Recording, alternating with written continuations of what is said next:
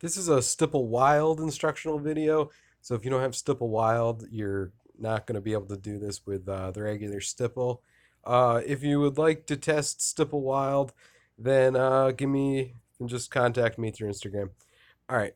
So in this video, I'm going to go over the RGB stuff, or just the basics.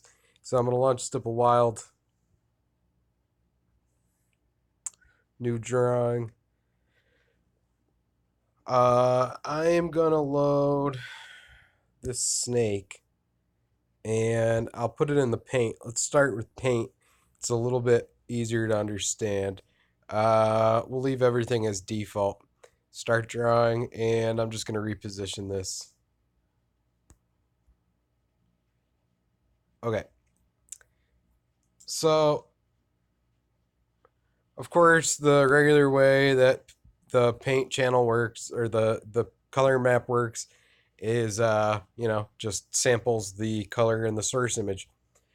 So now if we turn off, if we deselect down at the bottom here, we've got 3 check boxes. Well, actually, we have 6 colored check boxes.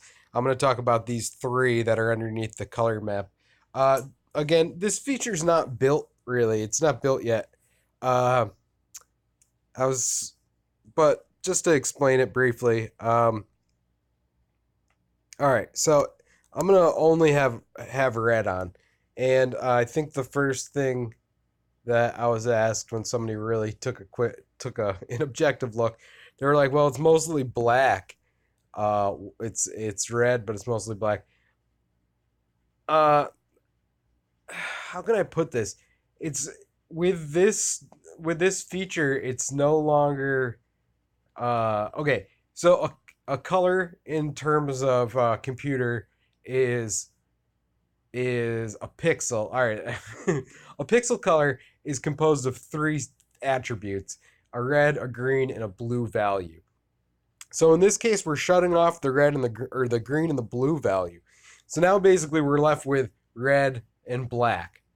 So that's why we end up with like night vision, or like a dark room style here.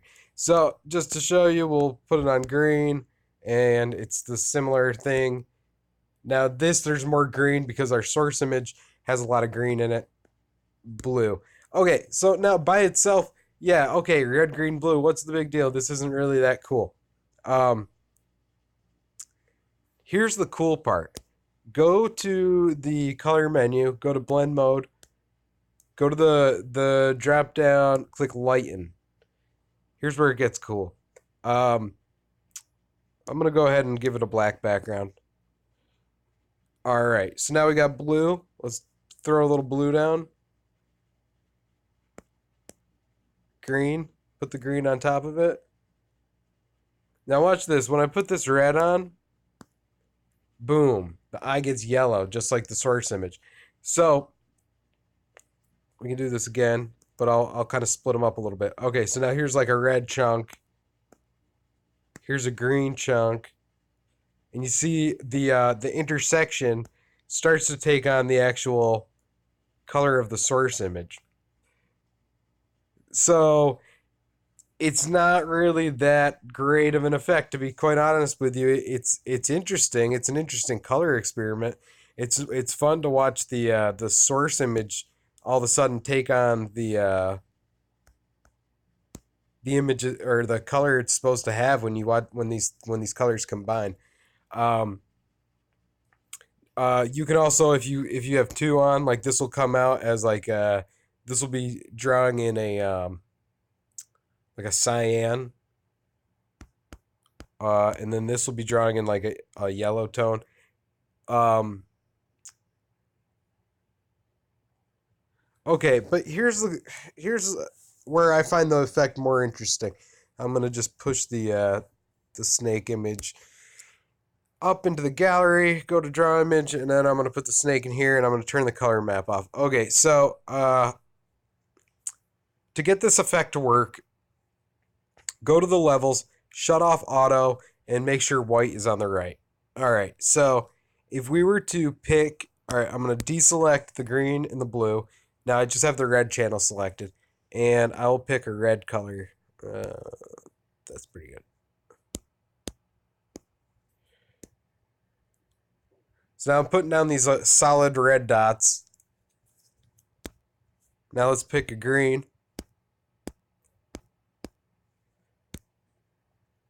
And you see where they overlap, it turns yellow, just like this, just like it is in the source image. So it's like magically, it just takes on the actual color. So now this kind of gives you an opportunity to get photo-like color out of the draw image alone. I think that is why this is interesting. Um,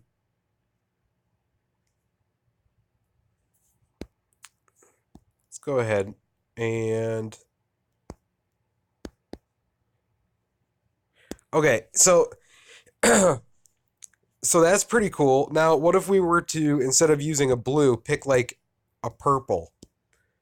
And then we'll draw down the blue and purple.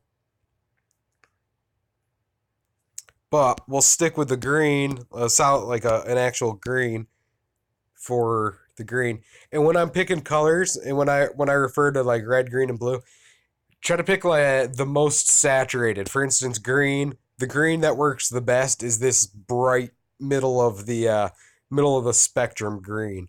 Um, and now I'm gonna pick red, and I want to pick like a solid red. This red is actually slightly orange, but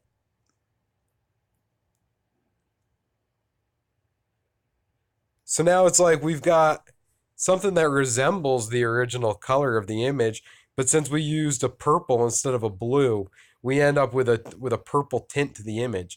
Uh, this is where it gets interesting. This is where it's interesting. The color map stuff, using the red, green, blue on the color map, it's kind of just like, yeah, that's one trick. I mean, maybe you can learn. There is some other combinations you can do. Instead of using light, and you can use dark, and but I don't want to go into that. It gets into some color theory that I only have a weak grasp on. So anyway, I think that it's most interesting to use this effect on the draw image. Um, all right. So hopefully that answers some of your questions. Thanks for watching.